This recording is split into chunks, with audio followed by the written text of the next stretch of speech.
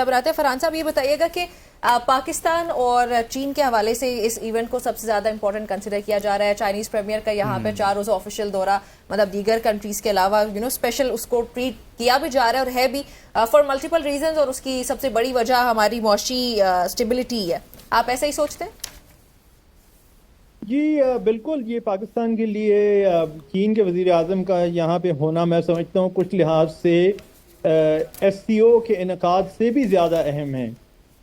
SCO तो ठीक है, एक अहम फोरम है और इस्लामाबाद में मुनक़द हो रहा है, 3 दिन तक ये चलेगा, लेकिन उसके बरअक्स जो चीनी वज़ीर आज़म यहाँ तशरीफ़ लाए हैं, मतलब ये इसी तरह है कि जैसे CPEC 2 में नई रूह फूंकने वाली बात है, जो कि कुछ अरसे से लोग जिस पे तनकीद कर रहे थे कि ये डामाडोल मामला अब हो गया है। तो उसमें मेरे ख्याल में एक नई जिंदगी की रमक आई है, जो कि पाकिस्तान के लिए बहुत अच्छा एक कदम है और एक अच्छा मौका है। अब आगे देखें कहाँ चलता है। आज तो इतलात ये भी हैं कि ML1 जो कि बड़े अरसे से सर्फ खाने में लोग कहते हैं पड़ा हुआ था, ये main line train line project जो कि जुनूब से शुमाल तक है पाकिस्तान, 6.8 अरब डॉलर है सर। इतना बड़ा जी बिल्कुल बिल्कुल, बहुत बड़ा मुआहदा है। और ये मुआहदा जो है वो अब होने चला है। आज इतलात ये हैं, अब देखते हैं अगले 1-2 दिन में क्या पता चलता है। और फिर अस्करी नुक्ता नज़र से ब्रिगेडियर इसहाक साहब मौजूद हैं यहाँ पे, मजीद बता सकेंगे। लेकिन पाकिस्तान के लिए अब चीन सबसे अहम पार्टनर है हमारी दिफा के लिए, और ये बर्री बहरी फ़िज़ाई अफवाज के लिए सबसे अहम है। और पुराना चीन, यानी आज से 40 साल पहले का चीन और आज के चीन में ज़मीन आसमान का ये फ़र्क है कि आज के जो हथियार चीन बना रहा है वो बैनुल-अक़वामी सतह पे सबसे अच्छी क्वालिटी के हथियारों में उनका शुमार होता है। तो अब इस सूरत हाल में पाकिस्तान के पास अगर चीन से रसाई है और दोस्ती है और चीन पाकिस्तान की मदद करने को तैयार है, तो ये पाकिस्तान के लिए एक बहुत बड़ा प्लस है। ठीक, सही है। ब्रिगेडियर साहब, हम सिक्योरिटी के तनाजुर में हैं, इस पूरे खित्ते की सिक्योरिटी के मामलात हो या फिर इस फोरम को चैलेंजेस दरपेश हैं, और वेस्ट का अपना इंटरेस्ट है SCO को सामने रखते हुए, उसका इंटरेस्ट सबको पता है, और फिर भारत जहां पर खड़ा है SCO को लेकर वो भी सबको मालूम है। तो इसमें पाकिस्तान इस फोरम से सिक्योरिटी के चैलेंजेस को सामने रखते हुए किस तरह से फायदा उठा सकता है या किस तरह से आगे बढ़ सकता है?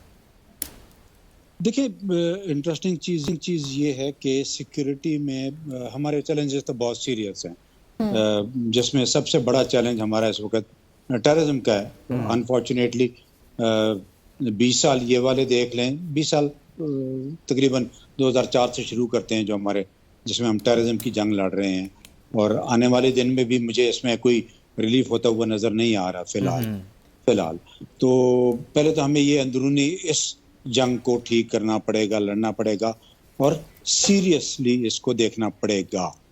एक्सटर्नल हेल्प हमने लेनी है, इसमें हमें मदद चाहिए चाइनीज़ की, इसमें हमें मदद चाहिए सेंट्रल एशियन की, इसमें हमें मदद चाहिए इस फोरम से बाहर निकल के इरानियन की, ठीक है, और ऑफ कोर्स अफगान की। अफगान दो इस फोरम का इस तरह का हिस्सा नहीं है, लेकिन अफगान के बगैर हम अपना सिक्योरिटी जो थ्रेट है उसको ओवरकम नहीं कर सकते। तो इसमें बहुत सारी चीज़ें हैं, इसमें बहुत सारे अवामिल हैं। चाइनीज़ की हेल्प जिस तरह बात कर रहे थे अभी कि हमारी मिलिट्री तो अपनी जगह पर, अभी हमें मिलिट्री के साथ साथ जो कहते हैं नॉन मिलिट्री वॉरफेयर, जिसमें आपकी टेररिज्म, जिसमें गुरिल्ला वॉरफेयर, जिसमें आपकी कहते हैं जिसको हम टेररिज्म की वॉर जो है वो डिफरेंट वॉर है। इसको लड़ने के लिए आपको टेक्नोलॉजी की भी जरूरत है, इसमें आपको ट्रेनिंग की भी जरूरत है, आपको डिफरेंट काइंड ऑफ इक्विपमेंट की भी जरूरत है, और आपको कोऑपरेशन की भी जरूरत है, इंटरनेशनल कोऑपरेशन की जरूरत है। आपको टेक्नोलॉजी में आपको बहुत अच्छी क्वालिटी के ड्रोन्स चाहिए, बहुत अच्छी क्वालिटी के ड्रोन चाहिए, आपकी प्रिसीजन गाइडेड म्यूनिशंस चाहिए, आपको टारगेट लोकेशन चाहिए, जिस तरह अमेरिकन करते रहे हैं, हम भी यूज़ करते रहे हैं उसको। आज भी हमारे पास वो इक्विपमेंट है, लेकिन आहिस्ता आहिस्ता हमें और इसमें इम्प्रूव करना है। चैलेंजेस बहुत सीरियस हैं हमारे पास, चैलेंजेस बहुत सीरियस हैं। कल का वाकया देख लें, बनू में जो वाकया हुआ है जी, बिल्कुल उसको ऐसे देख ही है। लें, उससे पहले दुकी का वाकया देख लें, बलूचिस्तान का वाकया, जहां पर हम ओवरकम नहीं कर पा रहे।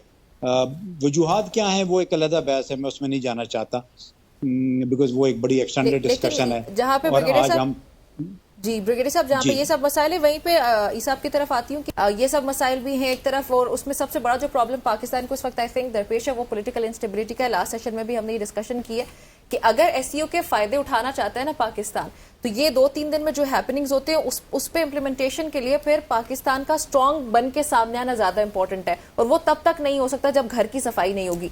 सो आई थिंक सो कि पॉलिटिकल इंस्टेबिलिटी सबसे ज्यादा हर्डल्स क्रिएट कर रहा है, इसलिए हमारे लिए खास तौर पे ग्रो कर सफाई देखिए, मेरा ख्याल है हाँ, मुकम्मल तौर पुट योर पे house in order. Political instability देखिए दैट्स द मैसेज प्रिसाइजली। अगर आप आज भी नहीं समझेंगे, आपको गुज़श्ता 2.5 साल में नहीं समझ आई क्या पाकिस्तान की तमाम बड़ी बड़ी सियासी जमातें जिन्होंने पीडीएम की पहली हुकूमत संभाली थी, पाकिस्तान के इदारे पाकिस्तान के मसाइल के लिए अपने तौर पर तो वन पेज पर थे, और क्या उनका माजी नहीं था? क्या उनके पास एक्सपर्ट्स नहीं थे? क्या उनको माजी में पाकिस्तान की मईशत को संभालने का तजुर्बा या उसको चलाने का तजुर्बा नहीं था?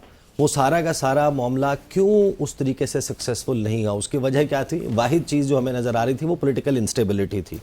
लोगों का पाकिस्तान में बड़े बड़े बिजनेसेस चलाने वालों का एतमाद नहीं था कि ये निज़ाम किस हद तक चल पाएगा। तो पॉलिटिकल स्टेबिलिटी के लिए अगर आप पोस्ट 8 फरवरी सिनेरियो देखें तो हम अभी तक पॉलिटिकल स्टेबिलिटी अचीव नहीं कर सके।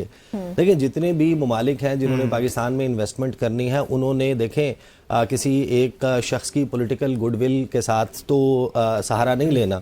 उसने दुनिया भर की जो क्रेडिट रेटिंग एजेंसीज हैं, सियासी इस्तेहकाम बहुत जरूरी है। इसे ब्रेक के लिए कहा जा, ब्रेक पर जाएंगे ब्रेक और लेते हैं वापस आएंगे और फिर इस पर मजीद बात करेंगे। Stay with us.